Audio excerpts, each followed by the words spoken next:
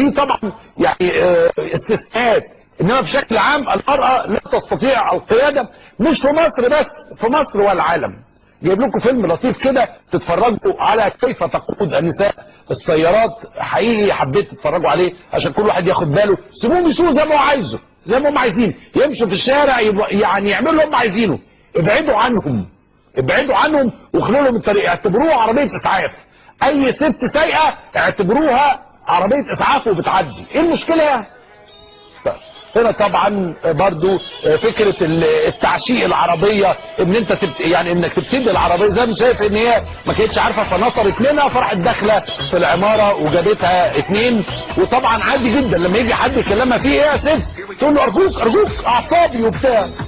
ده واحد برضو من الدروس الصعبة اللي هو طالع من حتة ضيقة ومن الباركنج وعايز تعمل الموضوع ده، طبعا هي مش واخدة بالها، هي مش مركزة. المرأة تركيزها برضو ضعيف شوية. اتفضل خلاص انت ايه، تعالى كلمها بقى هتعيط برضو، دي طبعا التركيز مفيش، دست فرامل وسط التلج راح تنزل ميه بالسلامة على طول.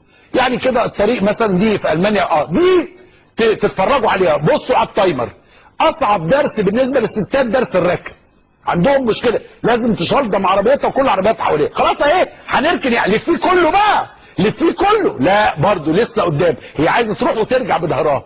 هي درس الركن ده ما جاش معاها يعني، وهي بتتعلم السواقه الموضوع وهي الست، طب ما هي لفيها بقى مفيش.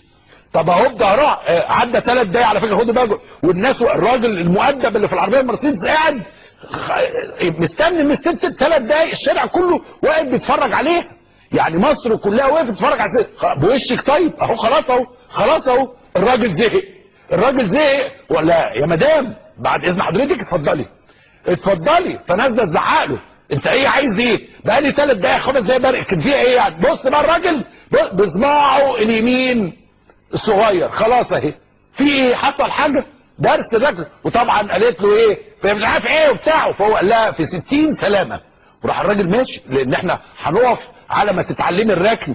طب ده برضو موضوع اخر برضو في بلد تاني عشان تشوفوا برضو الستات زي ما انتم شايفين بتقطع من العربيه بتاعت السوق. طب ما تعرفوش السوق تنزلوا ليه الشارع؟ ومش بس كده، فض دخلت في السياج والعربيه اتقلبت. بالك مثلا هل هي نازله مثلا متضايقه، الراجل خايف وجاي بيشوف فيه ايه. اهم حاجه ايه، اهم حاجه عند الست ايه في العربيه، الشنطه الاول. قالت له خد الشنطه الاول يا محمد، ومع السلامه وخدت شنطتها وميرسي قوي. زي ما حضراتكم شايفين برضو التركيز مشكله الستات التركيز. وطبعا هي طلعت لان هي ما عرفتش اصلا تجيب العربيه جنب الكارت بتاع البارك، هي طالعه راح بس ده خبطتها وتاني وتالت ورابع وما بيمناش، ما هي مش دافعه فلوسها يعني، هي الست مش دافعه فلوسها ما بتركزش ده مش دافعة. ودي برضو طبعا قمه التركيز زي ما انتم شايفين داخله تغير زيت. طب انت رايحه تغير زيت ليه؟ انت مالك انت برضه، الباشمهندس في البيت، السواق، الواد الكبير برضه ايه ان احنا نملى بنزين ولا همها، ده برضه بره عشان تعرفوا مش بس في مصر بره. طب ليه يا ستي ما تركني هي ما تعرفش تجيبها بقى من الناحيه الثانيه جنب البتاع، تقعد تشد ممكن تعمل انفجار في محطه البنزين عشان بس تملى شويه البنزين دول، مش ممكن.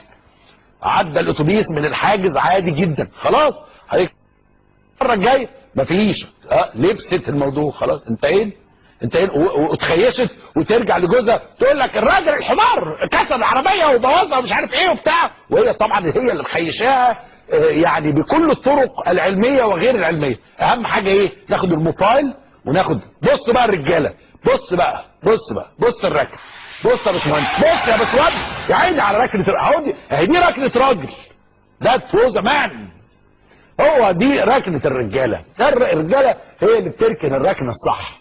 انما انا رايي انه المفروض ما يدوش رخص خالص لسيدات سوق خالص، يعني يبقى جنبها مثلا سواق بتاع يعني كده، لانه نقطه التركيز صعبه شويه.